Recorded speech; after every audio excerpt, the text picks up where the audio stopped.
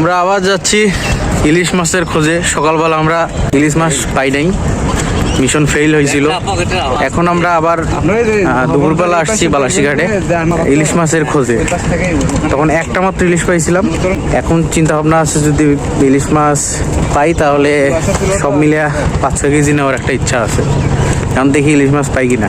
সবাই যাচ্ছে আর কি, খুব আগ্রহ নিয়ে। অনেক দূর থেকেই দেখা যাচ্ছে ওখানে, কিন্তু মাছের অলরেডি ডাকাডাকি শুরু হয়ে গেছে আর কি। দেখি কি অবস্থা।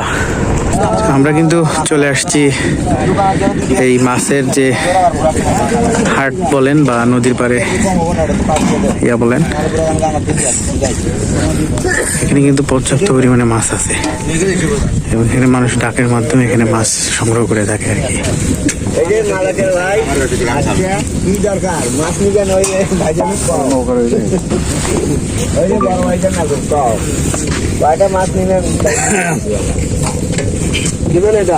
কত করতেছে? সবগুলো 1900 টাকা। এই সবগুলো খুব কম বেশি। চিংড়ি কি এই জায়গায়? এই নদীর মাছ, সবই নদীর মাছ।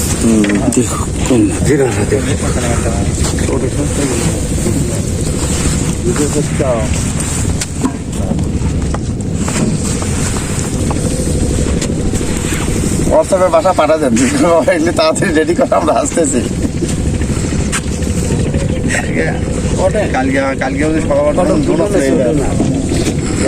নিলে ওই দালাল আছে, মিশে কথা কয়ে লাভ না।